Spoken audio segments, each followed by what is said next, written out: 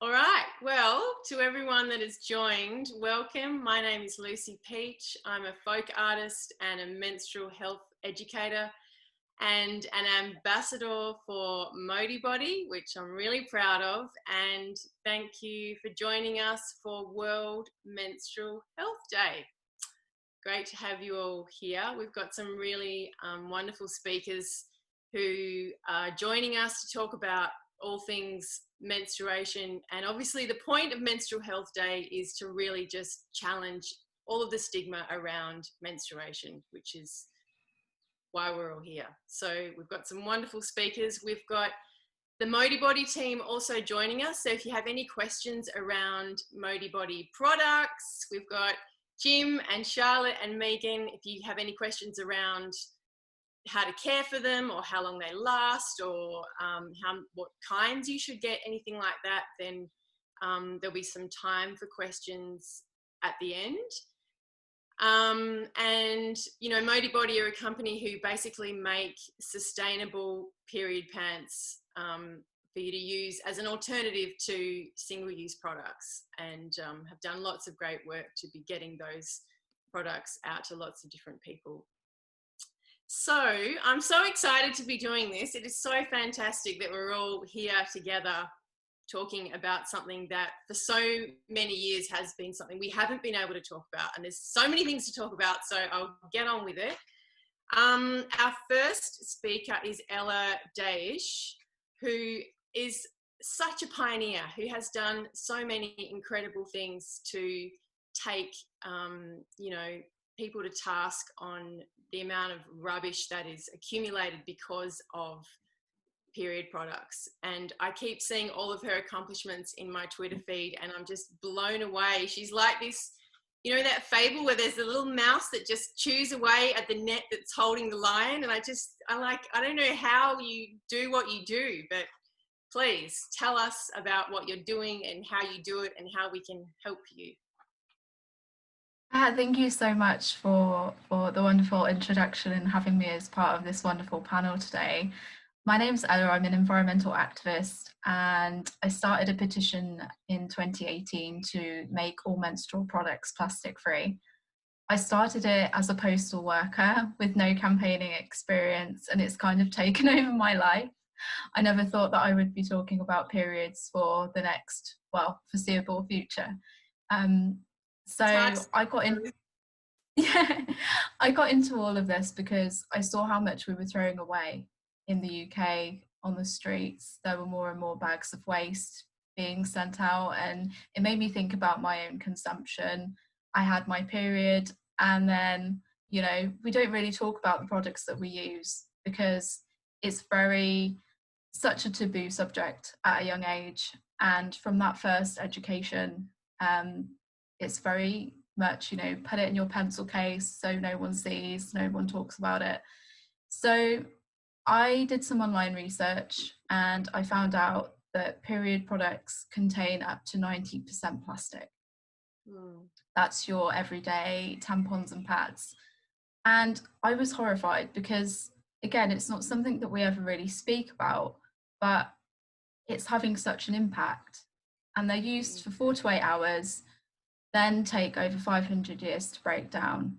And that's over 7 times the average lifetime of the person using them, meaning if Jane Austen had used them, they'd still be on the earth today. Now, I spoke to my family and friends about it, and I thought that they would know, but they didn't. And that really concerned me because so many of us use them. And if we don't know, how can we ever change what we use? So I went into local supermarket to find an alternative here in the UK, but there was no choice. It was either plastic or plastic. And that really frustrated me because if we haven't got that access to choice, how can we truly make a decision about what we buy? We can't. I then switched to eco-friendly products by going online and thought somebody else would probably do something about it. But when you're a postal worker, your mind wanders, and I kept thinking about it, and it just seems so absurd that something we're using for a few hours is taking centuries to break down. And I knew I had to do something about it. So, but I was frustrated because I was like, well, what can I really do as an individual? but I saw the success of other online campaigns like Laura Corrigan's one to end tampon tax here in the UK, and it compelled me to take a stand by starting my own, and it went viral very quickly. So it gained over 100,000 signatures within about 2 months, and it turned my world upside down.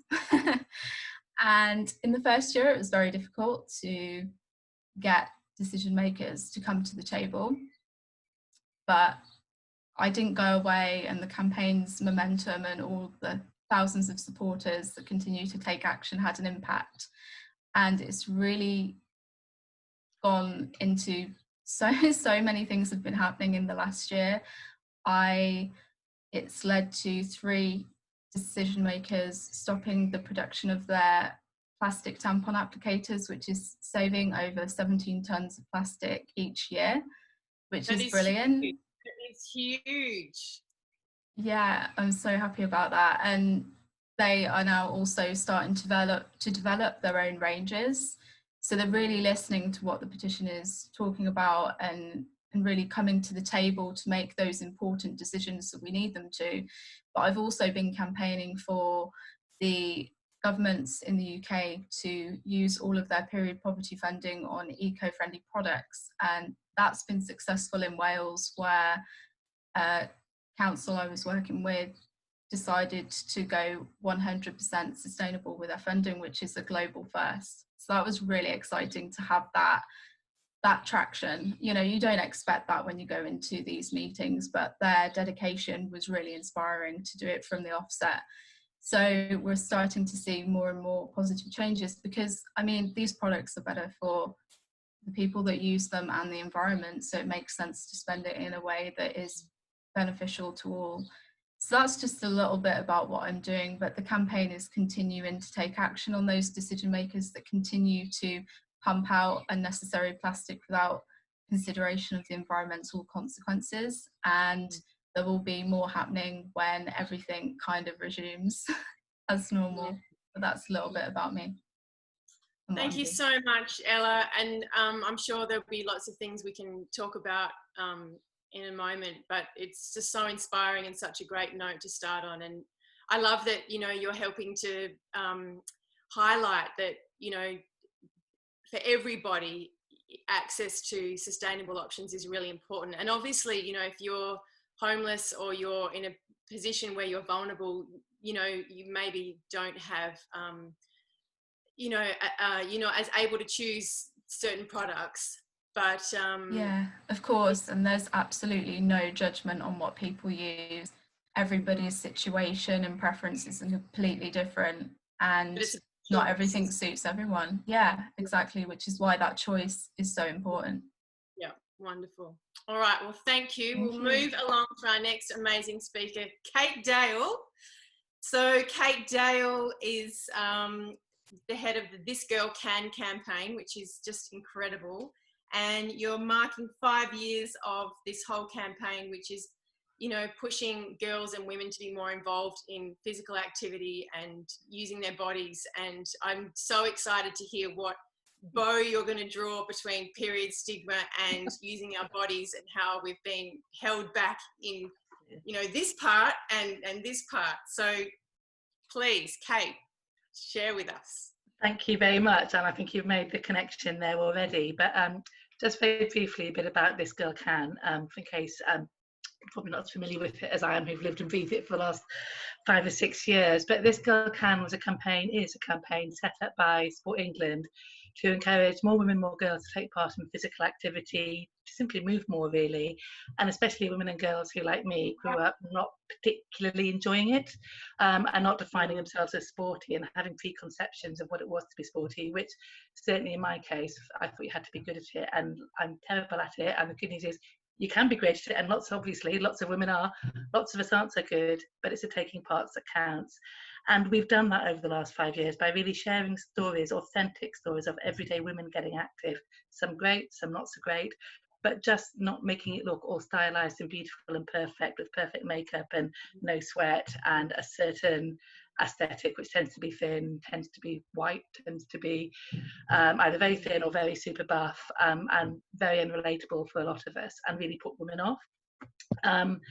And I guess for me, it was like it was a coming together of sort of my personal beliefs and also my professional job. My job is to get more women and more people, but in this case, more women active, but actually being able to do something which portrayed more realistic images of women and used advertising, which traditionally I think has been one of the really big purveyors of a very narrow definition of what it was, or what women looked like and what we did and how we felt and thought, has been a real joy. So we've sort of pushed lots of, we're a government organisation, right? So our pushing of boundaries is always going to be relatively small, but showing women of different shapes and sizes, showing women's stretch marks, showing their cellulite, not airbrushing them, we never airbrush, all of that has been really important.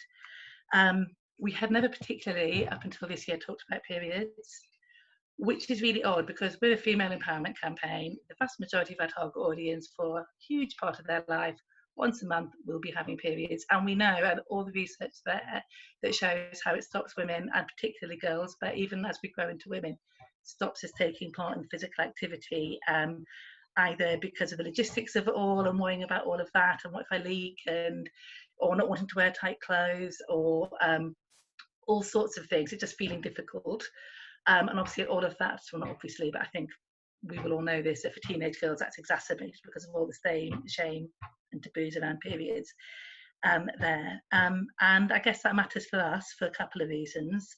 One of which is that we're trying to build up regular physical activity patterns. So to look at it from a completely selfish campaigning point of view, it doesn't help my stats if every 3 weeks or every 4th week you're stopping. So I need to encourage people to keep going. But more importantly, physical activity and moving, whatever that looks like, however that feels for you, can really, really help all the side effects of periods, mood swings, cramps. It can really, really help with that. So it just seems really sad that so many women were closing something that would be really helpful once a month off to them at that time.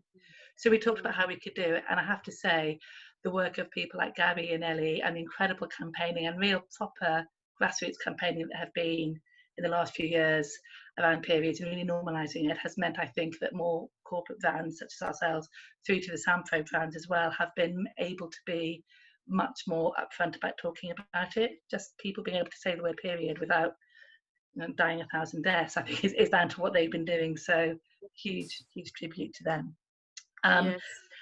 Yes. It's been fantastic. So I feel like I'm rambling there. So to bring it more back to periods, so in the campaign that we launched, the ad that we launched in January this year, we featured very deliberately, among several other things, because there are different stories running through the ad, but we featured very deliberately a tampon string. It's a piece of string. It's amazing how many people were still upset by a teeny tiny piece of string that you could just see as a woman was pulling up her yoga pants before she went off to do yoga. It was an authentic story. It was a woman we found, that makes it sound like they're hard to find, but it was a woman who would talk about and was happy to talk about how she used periods to manage, not periods, how she used yoga to help her manage quite painful periods and to help with the cramping. And we just showed her getting ready to go and do it. And that enabled us to have the conversations that we wanted to have, that women were then having and sharing and talking to each other about getting active during their periods. It upset a few people, I have to say, mainly men, but some women as well. It's quite interesting as well. I think even within our office, and I'd say we would all define ourselves pretty much as, well, we would all define ourselves as feminists. We've all, would have thought we were fairly comfortable with the women who I would have thought would have been completely fine with this, who found it a bit difficult at first. It's really interesting how even amongst ourselves, we now talk about periods much more openly and don't do the whole, well, back when we were in an office together, don't do the whole hiding it up a sleeve on the way to the toilet anymore and all those sort of things that we used to do. And I think that for me was interesting, just how far widespread all of this goes. That sort of shame, that stigma amongst people who you would think had, would have got beyond that. It's so indoctrinated into us and it's so internalized. And I think that probably comes onto my final point about why I think this has been important for us and why I think it's important as a topic anyway that goes. It's important because of the way we talk about, handle, feel about periods in and of themselves, but I think also it speaks to the policing of us, our bodies, what we're supposed to look like as women and how we're supposed to be. It's those things that can stop us for my job, taking part in sport, because if we don't look a certain way or we don't feel a certain way and other people are telling us what our bodies should do, and then we have to hide all the messy bits about ourselves. This is probably the most obvious bit of that. So I think it goes above and beyond the policing of women's periods into the policing of women as a whole. And what's really difficult about that is we've internalized that message so well, is that we do all the policing ourselves. The good bit about that is that we therefore have the ability to change that, and that's part of why I'm taking part today. Yeah, just hearing you say that was giving me the like, you know, and I, you know, I think I often wonder, it's like, well, all of that shame that is because of the way periods have been demonized and stigmatized, that doesn't, as you say, just live with periods. It extends to how you move your body, how you express yourself, whether you want to be seen with sweat or hair or all of these things. And it's so exciting to see this all coming together, because it is a whole big story. And, you know, period stigma has been one of the most successful ways in keeping women quiet. And so at every point where we're talking about it, it's just so amazing to join the dots and see how we're helping, you know, to move it all forward. So can we keep talking, or have we got Gabby on the line? Sorry, I've been here the whole time. Oh my goodness. Okay, look, everyone is so down with Zoom. This is like my second time using it. All right, Gabby. Hi, I'm so happy to see you. Each other again. I'm so excited to be introducing you. Gabby Edlin, founder of Bloody Good Period. How many period powered stations have you got now? Last time I spoke to you, it was like 44 or? No, God, we're probably now working with about like 60 drop-in centres, I think. In the past 2 months, we've given out 20,000 packs, which has been pretty big for us, obviously with COVID exacerbating so much. But yeah, this. Amazing. Let me give you the spiel on Gabby first. So, well, she just did. You know, decided that everybody should be able to have a bloody good period, which was, you know, something that evolved and is still evolving. And tell us where you're at now and what's happening and what the latest challenge or win is, or what's right here for you. Sure. Can I first say I'm a this girl can convert? I refused to do sports at school all through uni. And when that advert came out, there was something, it was like the Missy Elliott Get Your Freak On. I was like, oh, she looks like me. And like, you know, I'm an intelligent woman. I knew that I could do it, but there's honestly that. And then when I saw the period string advert, we all cried in the office. It was one of the best things I've ever seen. And also, can I also, sorry, this is not an issue. I'm so overexcited to see Lucy Peach that I've now got really excited. But also, just to say that I'm such a big fan of Ella's work, because what she does is not just about campaigning people to stop buying this stuff. And like one of you mentioned before, like the people that we work with know the brands they want, they know the products that they're comfortable with and feel safe with. And when there's so much trauma going on in their lives and so much that feels uncomfortable, sometimes the thing that can make you feel safe is knowing you've got an always pad, you know, rather than a brand that you don't know. And the amazing thing that Ella has done is petition the companies themselves and be like, no, you need to change this. It's not just up to people to buy different products, because actually you don't know what works for other people. But that's been, I think, the most powerful part of her petition. I don't know if everybody realizes that, why that is so crucial, to be actually going to the top and going to the companies and saying, this is what needs to change. So my uncalled for introduction of both of you. But anyway, sorry, I feel a little bit mad today because it's Menstrual Health Day, obviously, and I've already been on 3 calls. But it's, I guess what we do, for anyone who doesn't know, is we get period supplies and education to asylum seekers and refugees.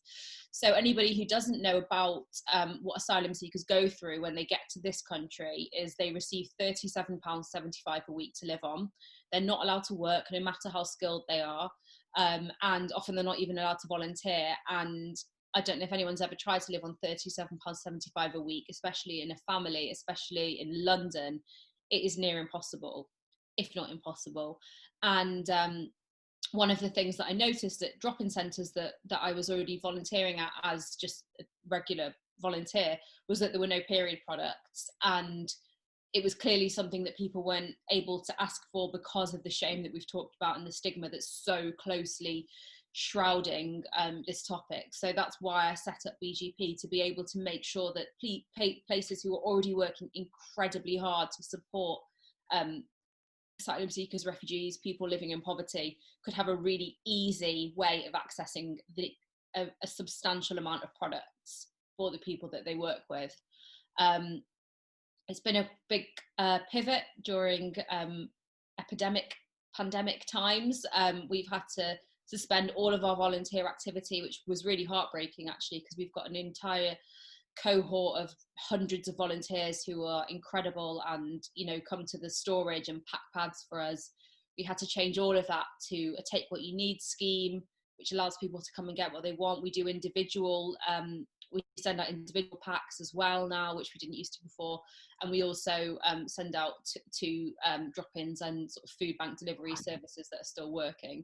We've been doing more than ever. It's been a real testament to my team of how we've just got on with it, and also all of the other volunteers as well. I think that's all really I should tell you about. It's been there's been some, I mean, I feel like I should tell you something optimistic. I was just talking to some of our team, and we started to notice that the photos that we never ask the people that we work with for photos at all. We believe there shouldn't be an exchange of, you know, we don't require any photos of people holding pads and looking happy. Like, I'm so anti that, I can't even begin to explain. But what we noticed started to happen during, like, in the past couple of months, where we've been giving more and more and more products, is that the people who run the drop-in centres or the food banks themselves, so not the people who are benefiting from the products, but the people who are running them, have got this immense pride in delivering these products that were so recently seen as completely secret and shameful. And we've been getting all of these photos, which you can see on our Instagram, of these like drop-in centre workers next to a massive truck of period pads, or holding a load of pads and smiling and being, you know, excited about it. And there's something I think has really, really shifted actually in our consciousness about what it means to be able to interact with these products actually, and that's something that I think's really exciting. I realize you didn't ask that, but I'm excited to share that. And that's all from me for now. No, that's wonderful. That's a brilliant note to finish on, because, you know, it feels so good to blow the lid off stigma. It feels so good to lift the lid on shame and to shine a light, you know, where it's just been so murky for so many. And obviously, you know, there are so many ways to period. There are so many ways that people experience this thing that happens in their bodies, and, you know, depending on where you live and your culture and all of these things. But I think something that does affect us all is that shadow of it being something that you couldn't talk about. And so now that it's starting to kind of peel away at the edges, it's like, okay, how far can we take this? You know, how far can we go? What is it going to be like in 2 years' time, 5 years' time? So it's really, really exciting. So we've got a little bit of time to have some questions from people who are listening, and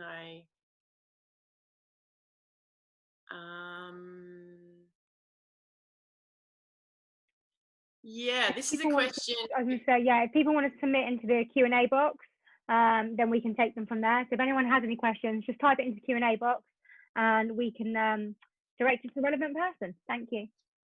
Great, awesome. So yeah, one thing I did just want to say to you, Kate, was you probably are all over, you know, the stories around the women's soccer teams using the menstrual cycle as a way to help them, you know, perform better and win games and things, which I just think is so exciting. And maybe that's a way you can tie in what you're doing to sort of, because obviously there's been this whole thing of, you know, first you couldn't do things because you had your period, and then you had to do things even though you had your period. And now it's like, well, just do what makes you feel good, you know, but obviously don't not move because, you know, you're feeling like, you're not comfortable to in the world. And obviously moving in all different ways throughout your cycle is beneficial. And so it'd be really exciting to talk to young girls in particular, or young people with periods, about why it's so good to move when you're pre-ovulating and you've got this rising estrogen, and if you don't move you can feel really frustrated, and why it's so good to move when you're premenstrual, and so on and so forth. Absolutely, and I think that's a really interesting aspect, is that we focus on the bleeding, don't we? We focus on those few days a month, whereas actually our cycle is something that will affect our, obviously, moods, energies, all sorts of things throughout the month. And the way that the elite athletes are building that into their training programs now and talking about it, I think is really, really helpful. And I think it just helps all of us, and period tracking apps can help with this too as well. And you start to really realise that these sort of the ebbs and flows that we have, actually trying to think of those not as a curse or as our weakness, but it's almost like our super strength, and there'll be days where we know that we're going to feel that we can take on the world. Maybe that might be a bit simplistic. I think that's really interesting. I do think that teenage girls who don't want to do PE are going to hate me, because we're saying, no, it's fine, you can go and move, because there was always the excuse in the UK is that, miss, I'm on my period, I can't. So I think I would all sorts again. I'd have hated me back then. But I mean, obviously it's a concern for us anyway, that if teenage girls are trying to get out of PE games, and there's a bigger issue there anyway, and that is one that two other things we're trying to tackle as well. But I think just those conversations and absolutely connecting it to elite performance, and for sportswomen, I mean, it's sportswomen to be talking about it as well, and to be able to talk about it, as opposed to having to try and pretend that they're doing sports just like the men, but actually they're doing something different. That's right.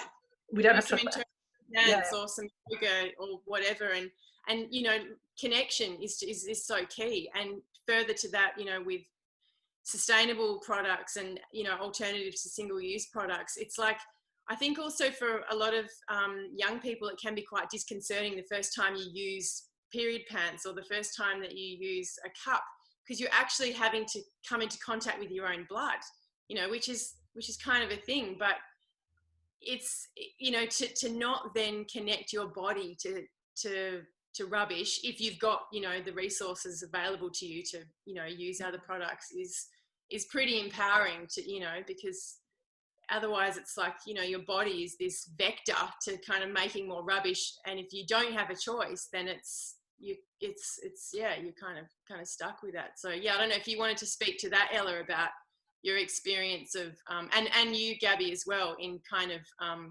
because obviously we're all 1,000,000% on the same page that it's about choice and access, and if you are in a tight spot and you have all these other things going on, you don't have the mental real estate to be thinking about your environmental impact, because it's about where do I get my next meal, or whatever's going on. But I guess in terms of people just being more comfortable to experiment or try other products, if either of you wanted to talk to that, Ella or Gabby. Yeah, I think a lot of it is sorry, Ella, sorry. No, you go. So Zoom's so blooming difficult. I think a lot of it as well is how we talk about the idea of managing our periods actually as well. And something that's really great. I mean, I don't have a period at the moment because of bloody contraception, but like, I'm a reusable user, and I think it's really changed the way that I interact with my body, and the way that I understand my period not as something to be taken care of, chucked, and has really changed it into something of understanding, actually it's okay to touch your vagina, it's okay to get menstrual blood on your fingers, and that doesn't make me sort of bizarre, or it doesn't make me any weirder than putting my own finger in my mouth. And I think that's something that reusable products really can do for somebody, regardless of what circumstances you're in. I mean, if you can't, if there's many people who wouldn't get on well with a menstrual cup, but a pair of menstrual pants, like, brilliant. You just flow, and you're not managing, you're just experiencing your period. Yes, yeah, brilliant. We've got a question in the Q&A. Do you think first one, even eco disposable towels and liners have plastic content? So I guess, you know, we've talked about single-use products as in pads and tampons with the plastic applicators. We're talking about, you know, period pants like Modibodi and cups and things. But this question pertains to eco-disposable products. So maybe this is for you, Ella. These can be biodegradable bioplastics, but they're still plastics, which means you can't claim plastic-free. Without the presence or even the bioplastic, the disposable towel liners won't perform for women. Do you think the term plastic-free is correct to be using? Yeah, so I think that, you know, when I started this petition, I was very much focused on plastic's a problem, it needs to be avoided. And it does, because they're single-use products and you don't need to have it. There are many other options. But as they've said, it does tend to have some sort of bioplastic in it. Now that's something like cornstarch. But if it's, say, a pad, you'll have like an organic cotton top sheet, a middle made out of tree fibre, and then the bottom and the wings are usually then that cornstarch. So I think the problem is when I got into this, it was very much about making those essential products the best that they can be for the environment. And the other problem is that there are a lot of buzzwords in this industry, like plastic-free, sustainable, but I often use the term eco-friendly now because I feel like it's, you know, it's the most eco-friendly that it can be. Some of the brands are coming out with products that they claim are eco-friendly but aren't. They will say organic cotton, but then it's only the top sheet that has organic cotton and then the rest is just the same. So you have to really look into what you're being sold. Again, it's in that marketing. We've been marketed these products from such a young age, and it's a lot of the same brands over and over again, and a lot of the words that they use again push that stigma. So things like, you know, a wrapper that won't rustle, or, you know, no one will hear it when you're in the toilet. It's again, it's pushing that taboo on us. Where they've said about that though, you know, it's making, you know, this plastic content from fossil fuels is unnecessary. It's avoidable, the impacts are, and it's about stopping that at source. There are some brands that will use plant-based plastic tampon applicators. I don't advocate those because they are hard plastic. They behave the same way in the marine environment, and often they do still contain some fossil fuel derived plastic. But for me, it's definitely about getting it to the most environmentally friendly that it can be. Yeah. Whether the term plastic free is correct or not, I think really depends, because we haven't got that legislation to say what plastic free is. It's something that when I'm talking to, you know, manufacturers and retailers like Tesco and Procter & Gamble, it's something that's very new. It's, you know, do you use the term plastic free when it doesn't contain any fossil fuel or virgin plastic? Or is it okay if it is minimal bio-based plastic? It's a very, there's not that, yeah, it's a minefield. Well, look, we all just have to stay in tune with what you're doing so we can help, because I think so much of what you said is around language, and this is kind of what we're all talking about, is if we can say the words and we can, you know, have a language to you know, deconstruct all of the stuff that's kind of been packed in around periods, then we're all going to be on the same page, and then we can all be more powerful. So yeah, keep talking. Next question. Do you think the advertising industry is important in changing attitudes towards periods?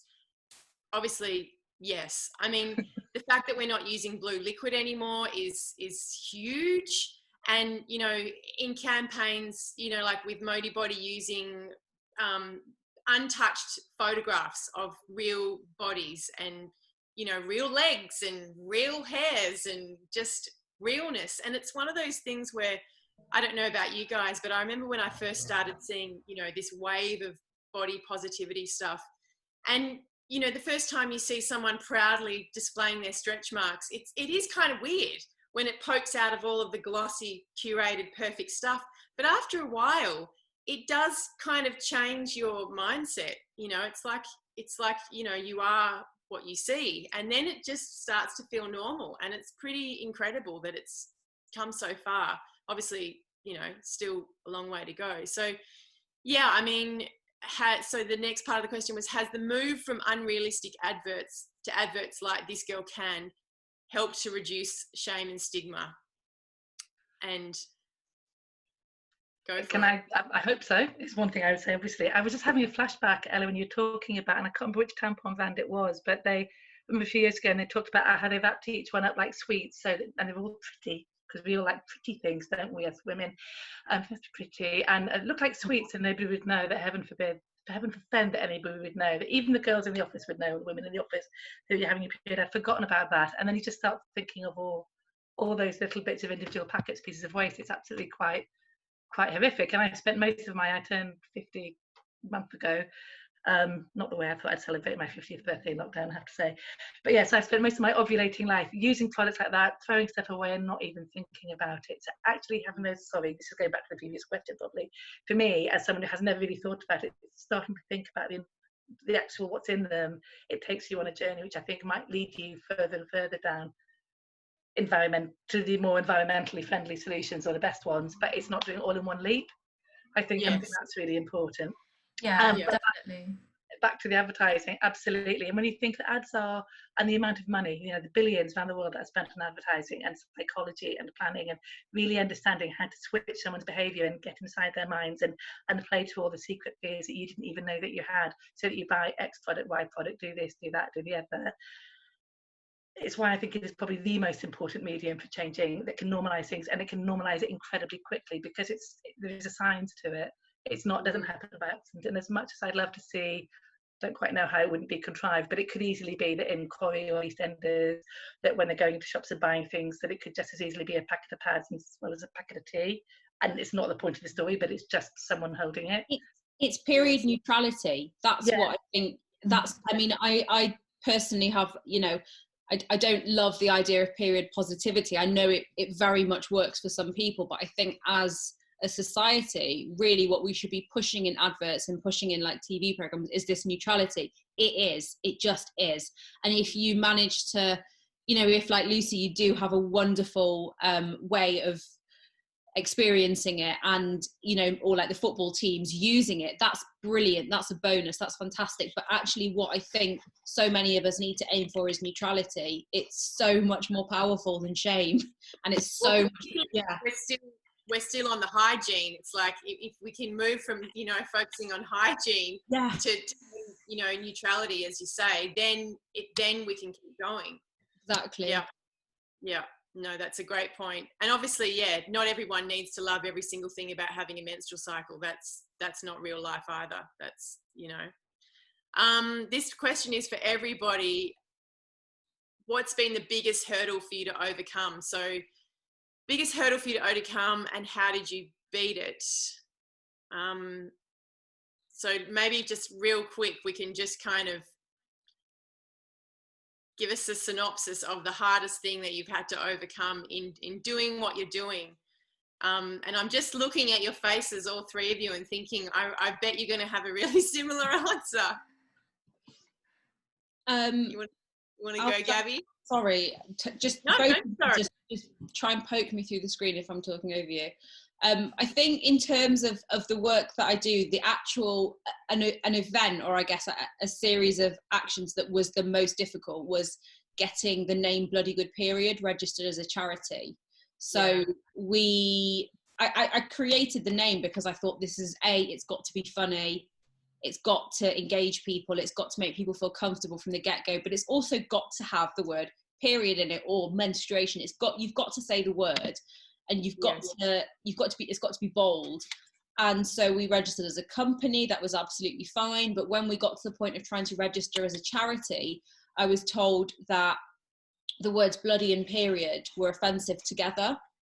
And not even just the word period, it's the idea that they said the words bloody and period. Again, it's not even the swear word, it's the combination. And that was like a 2-year fight. to get that name registered, and you know, our lawyers tried to get us to do it, to register as BGP, but I was like, no, I want the charity commission to sit around a table, I don't know how it works, and to have to say we are registering bloody good, period. And we did it. It was very much down to just a personal group belief, where there were a few of us that were like, no, we're not doing anything else, we're not calling this anything else. And even when people who seemed cleverer and more important were saying, oh no, and this would be easier, we were like, no, it's not just the name, it is the essence of this period movement. So yeah, it took a while, but it was so worth it. It still gives me a kick to go on the Charity Commission website and see that there's a charity called Bloody Good Period. Yeah. Huge respect, Gabby. I didn't know that had been such a battle, but you're right, it's so important, isn't it? Because the words around this, I mean, all that feminine hygiene and all those things are so, again, policed. It's a word of the day. That it goes into that. And I think, and just the fact that they have to say period if they're interviewing you, talking to you, inviting you onto any show is just brilliant. And I think it really has, and in a way has shifted things and made mainstream media feel comfortable talking about it. So it's not just a women's hour talking about it and seeing it on the news and things. So yeah, huge props to you. I think, going back to what I said at the beginning, because of the work of people like Karen and Gabby, in many ways it was much easier for us. I think there were hurdles, as I've said already, in persuading some people some senior stakeholders who needed to get on board with us showing the tampon string, comfortable with doing it. The men were easier to convince than the women, I think, just because they were too scared to have an opinion on it. So it was like, maybe so that I would stop talking about it. I thoroughly enjoy talking about it. The men who don't like talking about it, I have to say. But some of the women, I think, who were a bit more uncomfortable, just persuading them and getting on board. But because we had the research, the insight, and because we had women saying, no, this matters to me and this is part of my story, that became easy to get through. And I think that's what we've done throughout this Girl Can. If you base it on real lived experience, it's very hard for corporate stakeholders, political stakeholders, whoever it is, to naysay it, because they're then denying a real experience. That's right. Yep. Ella, how about you? Did you want to speak quickly to that on sure. big challenge and how you can lion? Huge congrats to Gabby for continuing to push that, by the way. Like, it just goes to show that dedication really does pay off. And I think similarly to both of you, I had something for me in the first year where manufacturers weren't talking to me. They were saying plastic is what women want. They were sending me excuses by email, hoping that I would go away, but I persevered, and I think it's that persistence that paid off. I wouldn't back off. I had nothing to lose, and I think that is what we as women, when we come together and we've got nothing to lose by fighting for something. If you continue to come back, they can't continue to hide. So that's what I just kept doing. I kept going back, kept sending emails, kept ringing, turning up at their headquarters, saying, you know, I'll do a demonstration outside your office. And then they were like, no, we don't want to do that, we'll talk to you. And from there, that has made other ones just meet me, which is fantastic. Wow. And I guess, you know, for all of you, in doing the work that you're doing, to just be pushing, there does come this sort of sweet spot where you realize all of the work that you've done and all of the conversations that you have, you know, have kind of gotten to this point that have then started to kind of create this new conversation. And it is so much about language and, you know, normalizing and neutrality and just, you know, reframing this whole topic that then gives other people permission, be they, you know, pale males in suits or, you know, women who are too afraid to have an opinion on it. If in modeling, you know, just how you talk about it, then it sort of just creates more pathways, doesn't it? Oh, there's quite a few questions now.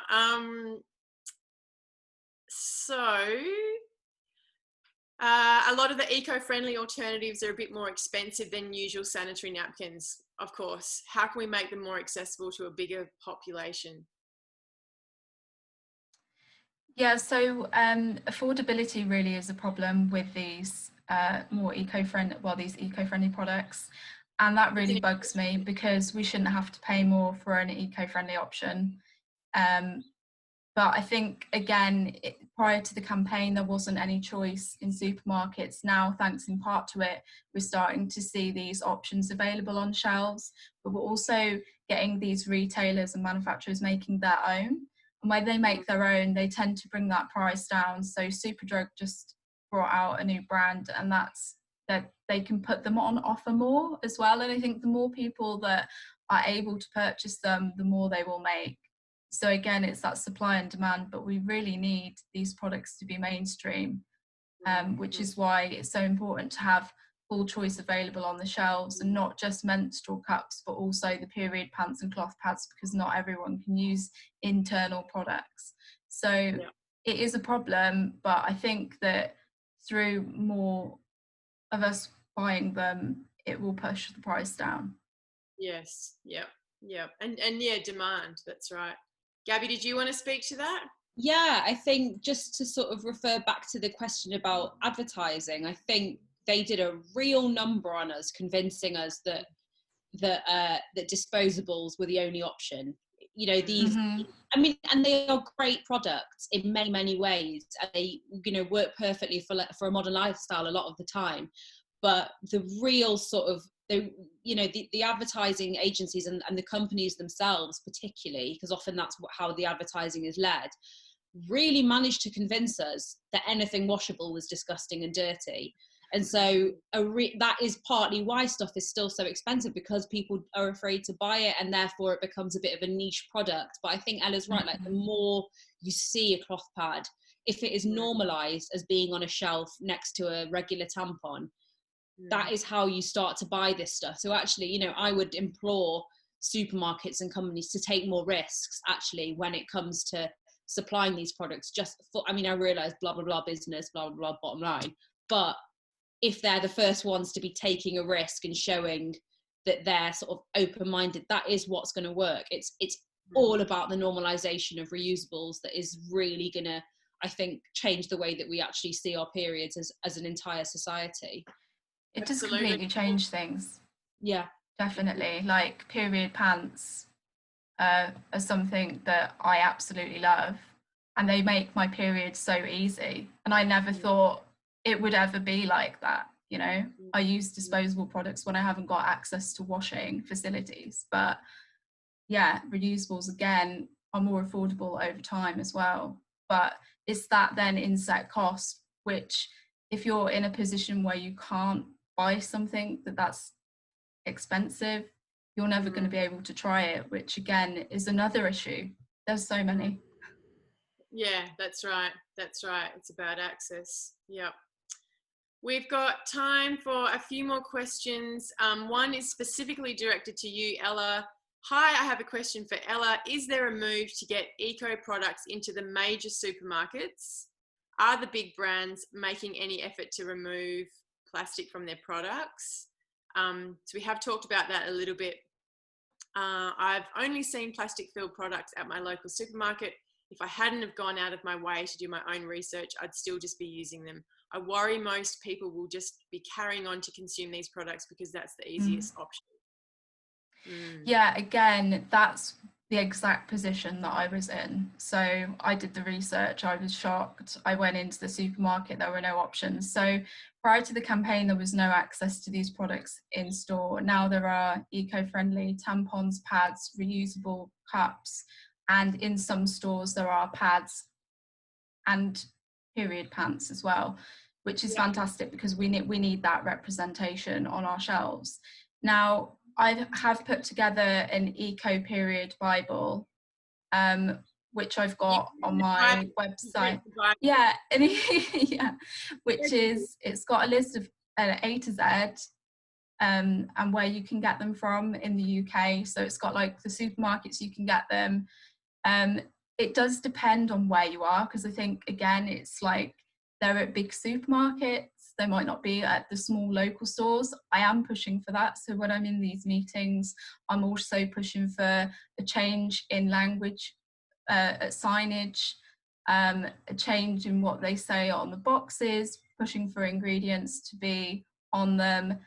If I'm in that room, I may as well push for everything that we're asking for. So that is something that I do, and it has been working. So the supermarkets were one of the first to make those steps to bringing in the different options, which is great. So where can we, just remind me again where we can get your Bible from?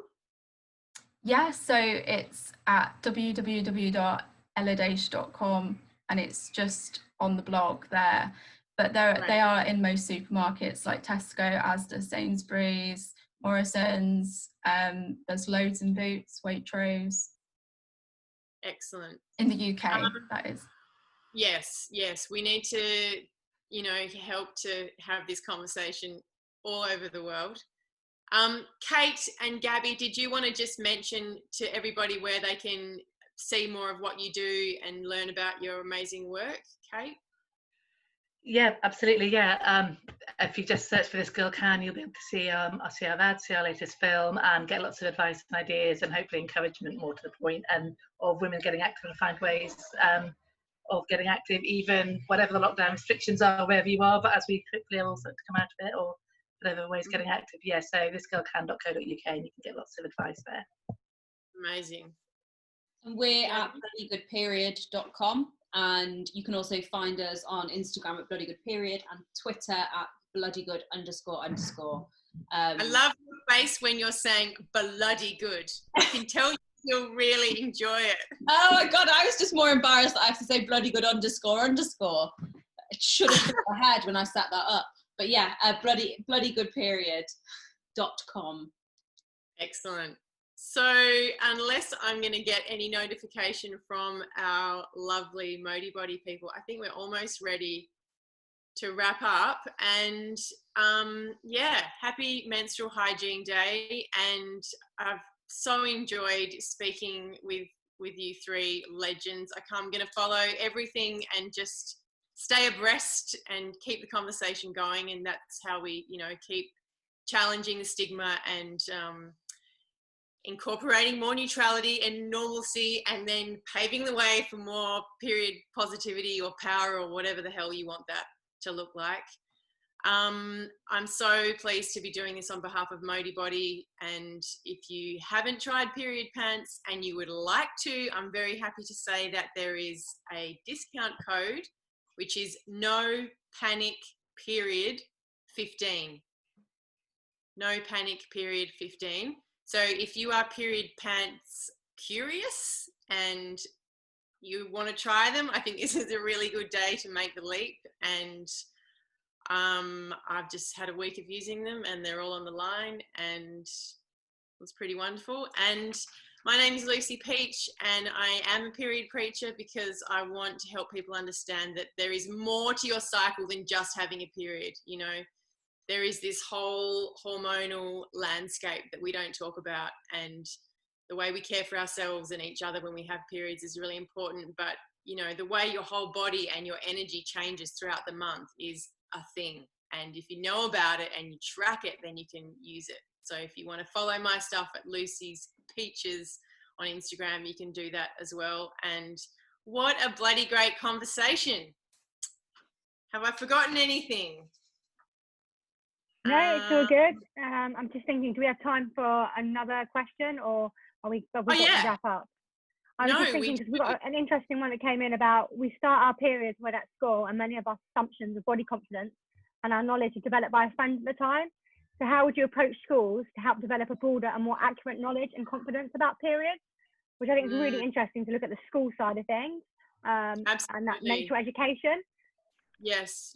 And I think so much of that comes around how confident you are to speak about it, because we've all heard of that experience of having, a reluctant phys ed teacher with socks up to his knees who's kind of purrs, and that doesn't help anybody. So I guess, and for teachers who are interested and want to talk about it in whatever subject they're in, they should just talk about it and feel confident that in conveying information to young people in a way that's empowering is just, the impact is going to be so huge, because you're helping them to have the conversation and knowing where to ask questions is just so important. So hopefully, you know, we can sort of just continue to make more resources that support teachers who are confident to talk about it, to just really create that space. Don't know if anyone else wants to speak to that. Kate, I can see you. Yeah, I can see it jumping up and down, itching. I was thinking about, there was another question that was asked about sustainability, and that is absolutely not my area of expertise, but I was thinking that I think conversations around whether it's sustainability, whether it's physical activity, the portrayal of women that maybe aren't specifically, or don't start off being specifically about periods and period products, but are a way of linking those conversations in, because it's something that girls will be experiencing and talking about, and you can actually have the conversations. But it's not, today we're going to talk about periods, which might instantly, you know, sort of get the cringe factor going and make them feel stressed. But I think it can link into lots of other conversations that teachers can be having. But yeah, I agree with you. I think a huge part of that is making sure that teachers have the resources and the confidence and the language and are able to use the technology. There's another question I just earlier about us using made-up names for female genitalia and being so frightened of the word vagina, and actually just getting everybody more comfortable with those, I think, that plays into that too. And the word vulva. But yeah, we're all fucking up by using the word vagina. Exactly. Yes. We've only just got used to using the word vagina, I should say, and then we realised that's not even the word; it's vulva. And I just want to recommend the clitoris diagram. You know, if you haven't seen the 3D diagram of the clitoris, you know, and we you know, in school, you know, diagrams, you're lucky if there's a tiny little nub, if anything, you know, but there's this whole little situation that's completely designed for pleasure. I mean, there's just so much to talk about. A really great resource as well for anybody is Natalie Burns' book Period. It's so great. It's gender neutral as well, so it's really great for trans kids too, or for you know, girls who don't necessarily identify as feminine. It's a really brilliant book, and it's full of just pictures of labia. It is amazing, and she talks about sweat, she talks about blood, she talks about everything that you need to know, and it's brilliant for teachers as well to really just get used to the idea of knowing those words as well. Yes. Is there one more question? Is anyone, well, look, someone's just said, thank you, I'm writing my marketing dissertation on period taboo marketing. So it was really useful and inspiring to hear your views. Thank you, Amy. So I think that's a wrap. 1:30 on the dot. What a bloody pleasure.